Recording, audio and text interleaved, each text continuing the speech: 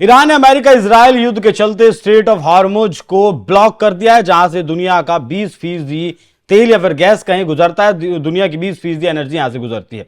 इससे वैश्विक तेल व्यापार बुरी तरीके से प्रभावित हो चुका है। अमेरिकी राष्ट्रपति ट्रंप बार बार अपने सहयोगी देशों से अपील कर रहे थे कि इस रास्ते को हमारे साथ आकर खुलवाया जाए। वो नाटो के सहयोगियों से अपील करनी हो या फिर यूरोप के देशों से अपील करनी हो, लेकिन यूरोप के देशों ने भी और नाटो के देशों ने भी अमेरिका को ठेंगा दिखा दिया था कि रायता तुमने फैलाया है, तुम ही इसे समेटो। लेकिन अब नाटो के जो महासचिव हैं मार्क रट, उनका एक बयान बड़ा वायरल फिलहाल है। उन्होंने एक इंटरव्यू में कहा कि ट्रंप इस मामले से काफी नाराज है क्योंकि दूसरे देश धीरे धीरे प्रतिक्रिया दे रहे हैं। रट ने साफ संकेत दिया कि हालात अब बदल रहे हैं और 20 से ज्यादा देश नाटो के विजन को लागू करने के लिए एक साथ आ रहे हैं ताकि शिपिंग चैनल फिर से काम करने लगे। ट्रंप का दबाव अब रंग ला रहा है और अंतर्राष्ट्रीय समुदाय अब ज्यादा जिम्मेदारी लेने के लिए तैयार है। नाटो चीफ ने कहा कि हालात अब बदल रहे हैं। अब 20 से ज्यादा देश शिपिंग चैनल के कामकाज को सुनिश्चित करने के लिए,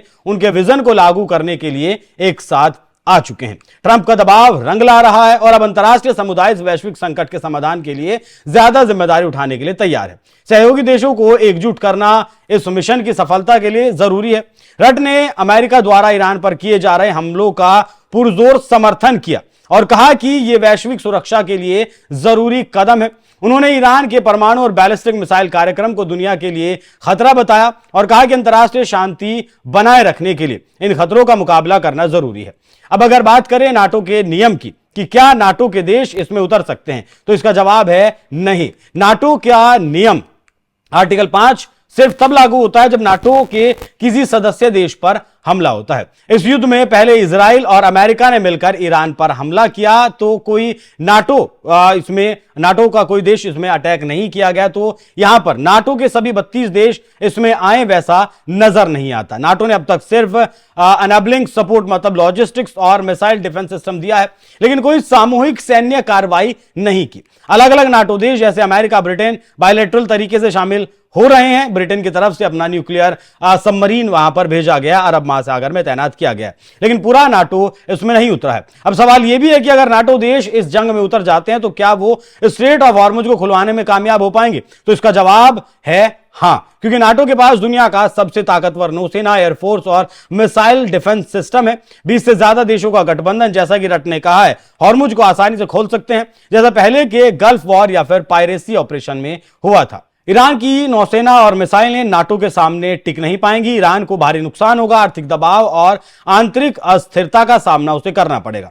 हॉर्मुज ब्लॉक रखना असंभव हो जाएगा। गल्फ वॉर की अगर बात करें तो 1990-91 में हुआ था, जब इराक ने कुवैत पर कब्जा किया। कुछ चिंता थी कि इराक स्ट्रेट ऑफ हॉर्मुज बंद कर देगा या फिर सऊदी अरब पर हमला करेगा, लेकिन ऐसा नहीं हुआ। अमेरिकी नीत कॉलिशन ने इराक को हराया और स्ट्रेट को जो आंशिक रूप से बंद किया गया था उसे खोला। पायरेसी ऑपरेशन की अगर बात करें तो 2008 से 2012 के आसपास सोमाली पायरेट्स ने जहाजों को हाईजैक किया।